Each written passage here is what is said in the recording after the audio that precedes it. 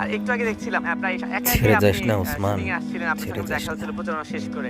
এই যে একা একা চলাফেরা করছেন, জীবন নিয়ে শঙ্কায় ভোগেন না কখনো, যে মনে হয় না যে জীবন আমাকেও নিয়ে তো attack হতে শঙ্কা পারে? আছে। ধরেন এখন আমি জীবন নিয়ে শঙ্কা যদি করি, প্রথমত হলো আমি তো আমার কাজে সারাদিনই একা ঘুরতে হয়। কখন আমার সাথে 10টা ছোট ভাই থাকে, কখন আমি সারাক্ষণই একা থাকি।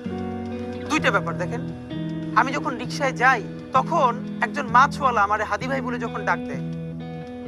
আহ, গতকালকে আসছিলাম, আমি আপনার মাধ্যমে বলে রাখি, ও যদি এই ভিডিওটা শুনে, রিক্সাটা অনেক জোরে আসছিল একটা দোকানের সামনে থেকে, বাচ্চাটা ওর কণ্ঠ শুনে বুঝতে পারছি 8 বা 9 এর হবে।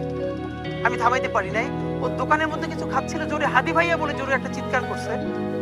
আমার কালকে রাত থেকে খুব খারাপ লাগতেছে যে আমি থামাইয়া ওকে রেসপন্স করতে পারলাম না। আমার ডাকটা শুনে মনে হয়েছে যে ওর এত আপন কাউরে ও এরকম করে ডাকছে, এটা তো আপনি পয়সা দিয়ে পাবেন না। সুতরাং ওই পরিমাণ সুরক্ষার মধ্য দিয়ে গেলে এই যে মানুষের সাথে মানুষের কাছ থেকে লেসন নেওয়া, এটা তো বন্ধ হয়ে যাবে। দেখেন, হায়াত মৌতের মালিক আল্লাহ, ন্যূনতম সিকিউরিটি নিয়ে চলাও হলো সুন্নাহ। কিন্তু আমাদের লড়াইটা হলো, আমার মা স্বাভাবিকভাবেই কান্নাকাটি করেন, আমার পরিবার সবাই। তো আমি আমার মাকে বলেছি যে দেখো, মানে আমরা যে লড়াই নেমেছি, আমার একটা মনে হয় কি, কোনো রাজনীতিবিদের না বাসায় মৃত্যুটা হইতে পারে না, এটা কোনো ভালো মৃত্যু না। যিনি রাজনীতি করেন, যিনি লড়াই করেন, যিনি বিপ্লবী, যিনি সংগ্রামী, তার মৃত্যুটা হবে একটা সংগ্রামের মধ্য দিয়ে, একটা রাজপথে, একটা গ্লোরির মৃত্যু।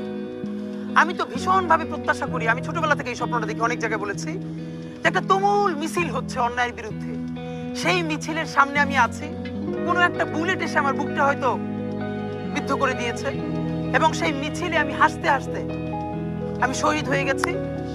এবং সবাই যখন মৃত্যুটাকে ভীষণ ভয় পায়, আমি তখন হাসতে হাসতে আল্লাহর কাছে ভীষণ সন্তুষ্টি নিয়ে পৌঁছতে চাই যে আমি একটা ন্যূনতম ওই জীবনটা লিড করতে পারলাম, যে আমি একটা ইনসাফের হাসি নিয়ে আমি আমার আল্লাহর কাছে পৌঁছতে চাই। সুতরাং আগামী 50 বছর বাঁচলাম, কোনো ইম্প্যাক্ট তৈরি হলো না আমার দিয়ে, দেশের জন্য, রাষ্ট্রের জন্য, উম্মার জন্য, জাতির জন্য। কিন্তু আমি ধরেন 5 বছর বাঁচলাম, সেটার মধ্য দিয়ে যদি আগামী 50 বছরের ইম্প্যাক্ট তৈরি হয়, তাহলে অনেকদিন বেঁচে থাকায় কি সাফল্যের বলেন?